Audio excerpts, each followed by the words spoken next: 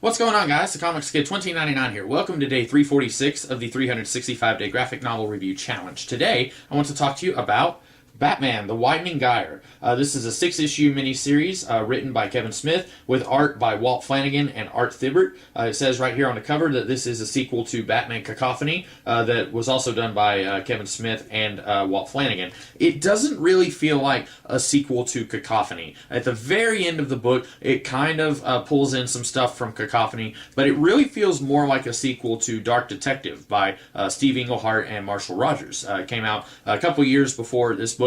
It's pulling more plot stuff from that than it is from Cacophony. The basic plot here is that Silver St. Cloud, who is Batman's on-again, off-again girlfriend, introduced by Steve Englehart and Marshall Rogers in the 70s.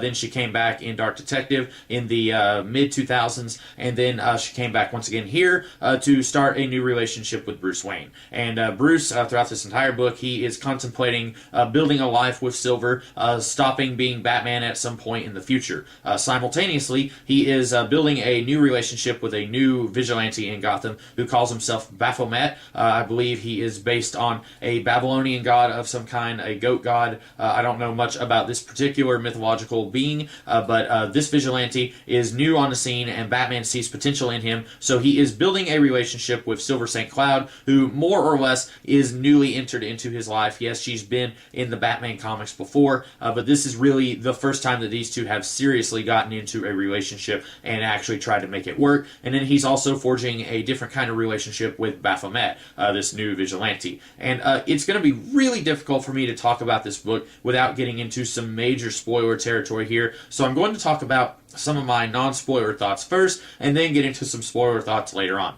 So non-spoilers, a lot of this book is incredibly slow-paced because it is focusing so much on Batman and his relationship with these two characters. It is going very slow because it has to introduce both of these characters into this book. Yes, we have seen Silver St. Cloud before, but she wasn't a fixture of the Batman comics before this story came out.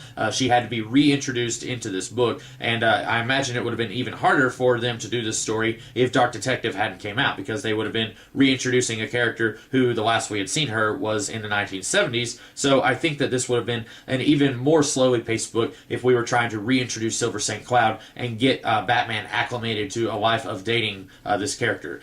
There are entire issues of this book where I feel like nothing happens at all, and when I say that, what I mean is stuff happens, it's just not the stuff that you want in a Batman book. You want to see Batman punching Riddler's lights out. You don't want to see Bruce Wayne going on a date with Silver St. Cloud to this island, or they go to a skiing resort and different stuff like that. That's a lot of the meat of this book, is Batman building a relationship with her, and then a little bit of him seeing if Baphomet is going to be a good fit for Gotham City, if he's going to be a potential new partner. At the beginning of the book, he's talking about how he's had these different Robins, and how when Dick Grayson learned everything that he could from Batman, he went off on his own and became Nightwing. He says Jason Todd was a failure, and then he says Tim Drake is the current Robin, and whenever he doesn't feel like he can learn anything more from Batman, he is going to go off on his own and kind of do the same thing that Nightwing did. And he says that he's never going to take another child in, and of course this would have been after Damian Wayne was introduced, and I think this would have been when Damian was already being Robin, but I guess this is supposed to take place a few years before Damian Wayne became Robin. But Batman says he's never going to take another child in to become another sidekick, so the next partner that he has is going to be a full-grown adult who has already been doing this and has already trained as a vigilante for a little while. And so that kind of sets up the idea of Baphomet becoming a partner for Batman. And I want to say that this book it is so very slowly paced that I don't think I can recommend this story because it feels like everything here is building to something that happens in the last issue, and I'll talk about that a little bit more later, that everything that happens in the first 5.5 issues of this book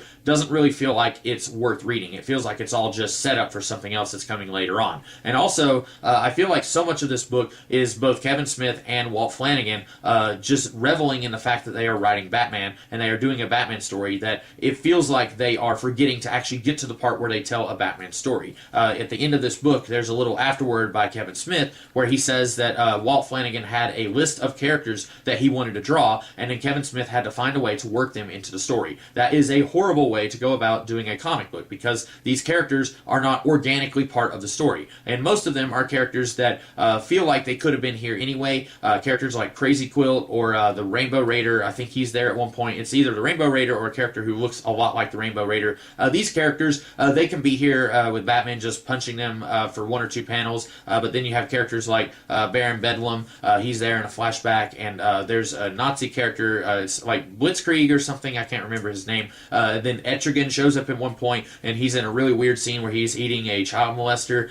These characters, some of them, they feel like they could be here, and it's not going to raise an eyebrow. And then some of them, like Etrigan, he just kind of shows up at one point like he was going after Poison Ivy in Arkham Asylum. I don't really know why. That was really weird, and I can very easily see Walt Flanagan saying, I wanted to draw Etrigan, so let's work him into the story somehow. And then they find a very clumsy way of working Etrigan into the story. And then some of this, it feels like Kevin Smith is saying, look at me, I have all of this knowledge of DC Comics, but then sometimes he falls on his face in trying to present his fanboyish knowledge of DC Comics. Specifically, there are two flashbacks here that don't really work in the context of the DC Universe of that time. At one point, we see a flashback when Dick Grayson is fairly young. I want to say this is like his first or second year of being Robin, and then in the flashback, he tells Bruce, if I die, tell Barbara that she was wrong about Corey.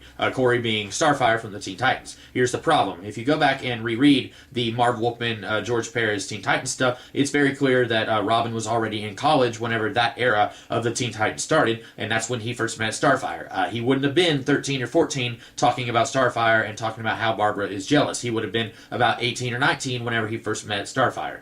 So that was a little weird, and then later on we get another flashback where Nightwing teams up with Batman and the Outsiders, and then he's telling Bruce that he just wanted to see if Bruce was actually working with the Outsiders and see how well his partnership with them was going. And that's a little weird because there was a team up between the Teen Titans and the Outsiders before Dick Grayson became Nightwing. He was Robin teaming up with the Outsiders and the Teen Titans. So that was a little weird seeing Nightwing act like he had never met the Outsiders before. Stuff like that where it feels like Kevin Smith is spending so much of this book trying to parade the fact that he is a fan of Batman and DC Comics and he wants to show his knowledge of these characters, and then he goes and makes pretty easy mistakes that didn't have to happen. He could have just done a little bit of research, and I think that he could have avoided some of these mistakes.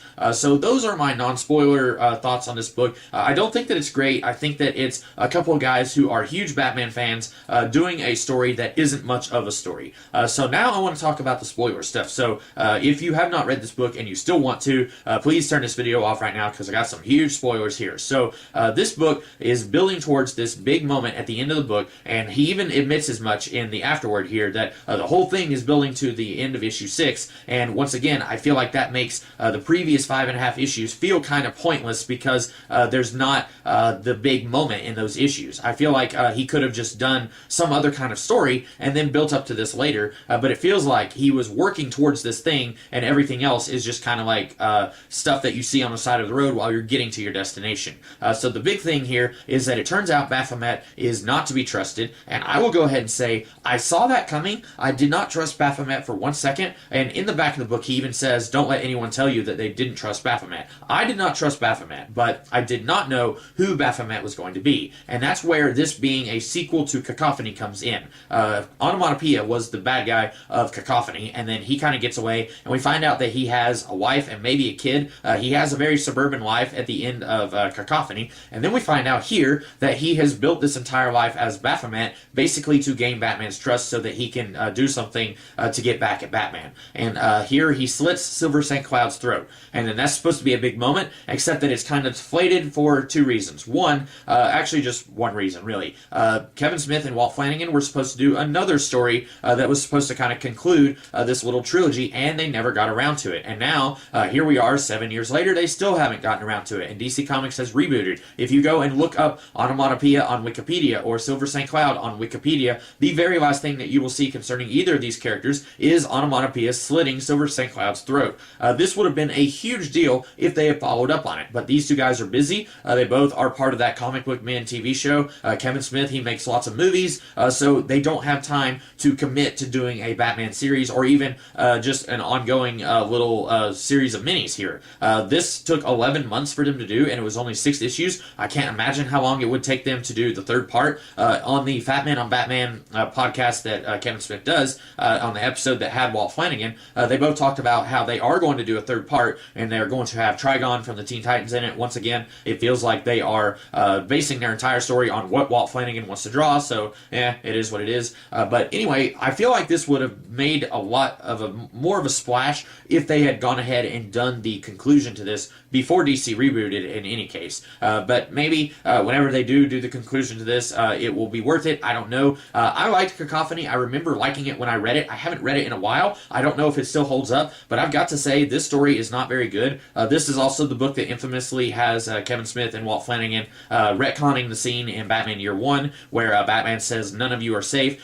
Here we find out that Batman accidentally peed his pants whenever he was confronting the mobsters, and that was something that a whole lot of fanboys just really took issue with. I don't even think it's the worst thing of this book. I don't even think it's the third worst thing of this book. There's a lot of other stuff here that I think is pretty bad, but I do think that that's something that a lot of people are going to remember. I remember Kevin Smith kind of defending that on the Fat Man on Batman podcast, saying that realistically, this is what would happen if you set a bomb off kind of close to yourself. And I would have to say, if you're worried about realism, there is a ton of stuff in the DC Universe that you need to work around, because there's a lot of stuff in the DC Universe that's not realistic. For example, giant toy man robots like what we see here, or all kinds of other things. Kryptonians, they're not realistic.